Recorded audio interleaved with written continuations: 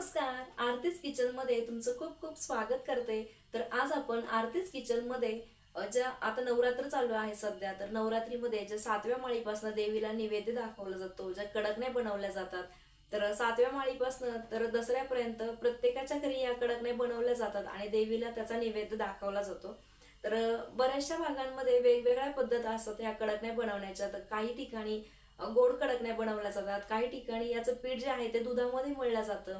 पण आमच्या इकडे असं नाहीये, आमच्या इथे फक्त ह्या कडकण्या फक्त मिठाच्या कडकण्या बनवल्या जातात।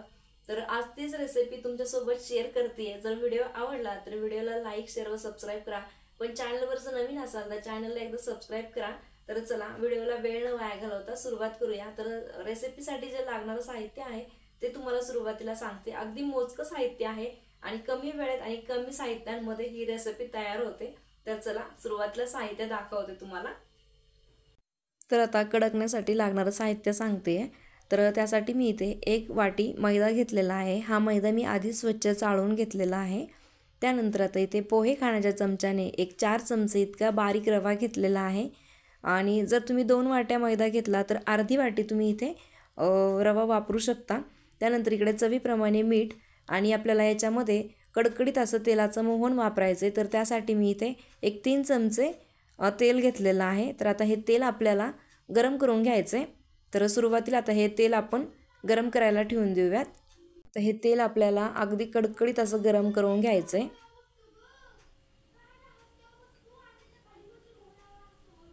आता इथे तेल गरम होते तोपर्यंत आता आपण मैदा मळायला घेऊयात। तर त्यासाठी इथे मी एक भांडे घेतले, त्याच्यामध्ये हा मैदा टाकून घेते।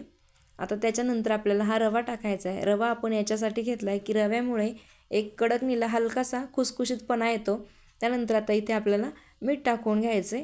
आता हे सुके जिन्नस व्यवस्थित असे मिक्स करून घ्यायचे सुरुवातीला। त्यानंतर आपण याच्यामध्ये तेलाचं मोहन टाकणार आहोत। तर आता तेल देखील आपल्या इकडे छान असं गरम झालंय। आता हे तेल आपण याच्यामध्ये ओतून घेणार आहोत। तेलाचं मोहन टाकल्यामुळे देखील कडकण्या ज्या असतात ना त्या अगदी खुसखुशीत बनतात। खूप जास्त एकदम अशा कडक वगैरे अशा बनत नाहीत। तर आता हे तेलाचं मोहन सुरुवातीला चमच्याने असं मिक्स करून घ्यायचे, पिठाला लावून घ्यायचे। त्यानंतर हाताला सोसवेल असं झालं, थोडंसं कोमट झालं की हाताने छान असं ह्या संपूर्ण पिठाला ते व्यवस्थित लावून घ्यायचे। तर अशा पद्धतीने आता हे छान असं मी मिक्स करून घेतले। आता आपल्याला पीठ मळून घ्यायचं आहे, पण पीठ मळताना लक्षात घ्यायचं आहे एकदम पाणी वतायचं नाही।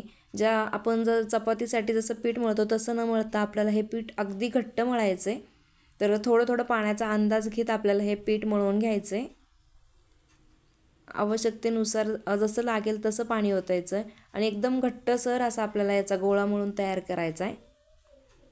तर पीठ इथे आता माझं छान असं मळून तयार झालेलं आहे, तुम्ही ते बघू शकता।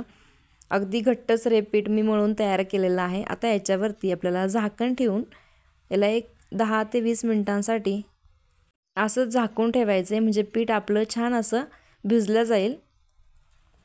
तर इथे आता 15-20 मिनिटं झालेले आहेत। पीठ तुम्ही इथे बघू शकता छान असं भिजलं गेलंय। पुन्हा एकदा ह्या पिठाला छान असं मी मळून घेते। आता याच्यानंतर आपल्याला एक चपातीसाठी जेवढ्या आकाराचा आपण उंडा घेतो तशा आकाराचा मी इथे एक पिठाचा गोळा घेतलेला आहे आणि अशा पद्धतीने त्याला थोडंसं पसरवून घेतलंय।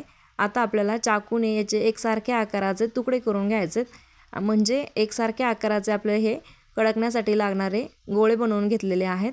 आता हे साईडला ठेवून देऊयात। अशा पद्धतीने मी सर्व पिठाचे असे गोळे बनवून घेतलेले आहेत, म्हणजे सगळे गोळे एकसारखे येतील। आता एक छोटासा पिठाचा गोळा घेतलाय। आता आपल्याला हा लाटून घ्यायचा आहे, पण लाटताना याला आता पीठ वगैरे लावायची गरज नाही आहे। अगदी सहजपणे हलक्या हाताने हे लाटल्या जाते, पोळपटाला वगैरे काही चिटकत नाही अजिबात, तुम्ही ते बघू शकता। आता शक्य होईल तेवढं आपल्याला ही पातळ लाटून घ्यायची आहे। जर पीठ आपण जेवढं जास्त वेळ हे पीठ आपण भिजत ठेवू ना तेवढ्या ह्या कडकण्या अगदी खुसखुशीत बनतात। तर अशा पद्धतीने मी ते कडकणी लाटून घेतलेली आहे।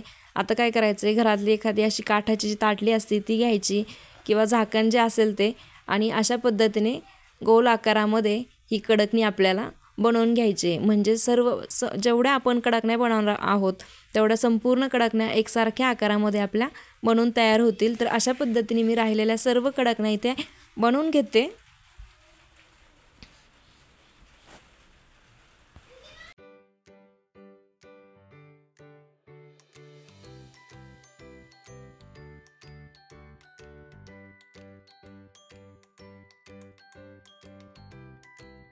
तर इथे मी अशा पद्धतीने सर्व कडकण्या बनवून घेतलेल्या आहेत, तुम्ही इथे बघू शकता।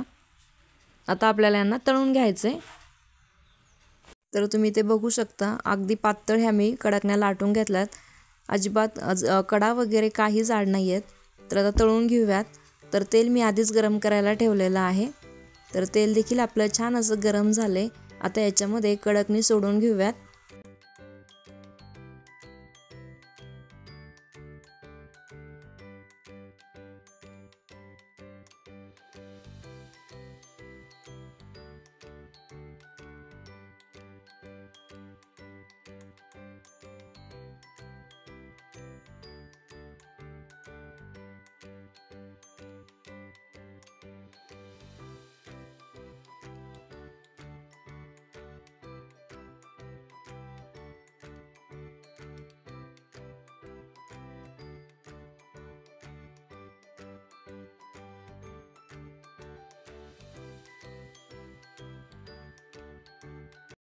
तर आता अशा पद्धतीने मी इथे सर्व माझ्या कडकण्या ज्या आहेत त्या तळून घेते।